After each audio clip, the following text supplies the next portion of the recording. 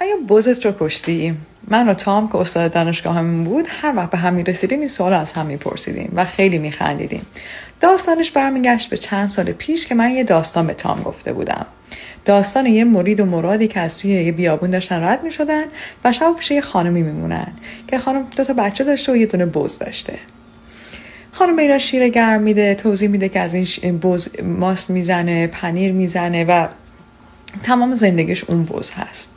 شب که دارن میخوابن مرید به مراد میگه ما که پولی نداریم از این خانم حمایت کنیم، چطوری میتونیم بهش کمک کنیم؟ و مرید میگه که ما برو و این بزش رو بکش. و مرید خیلی ناراحت میشه و میگه که این بز تمام زندگی این خانم، چرا من باید این کار بکنم؟ و مراد که آدم وایزی بوده و بسیار خردمند بوده میگه به هر حال من گوش بده. و مرید میره و این بز رو میکشن و اینا شبانه از اون خونه خارج میشن.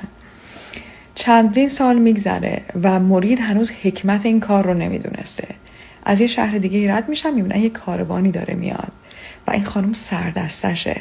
مرید خیلی تعجب میکنه، از مراد حکمت اون کار رو میپرسه و مراد میگه که این خانم انقدر به این بز وابسته بود که پتانسیل های دیگه زندگیشو، توانایی های دیگه زندگیشو ندیده بود و ما وقتی این بز رو کشتیم این خانم مجبور شد که از توانایی های دیگه‌اش استفاده کنه.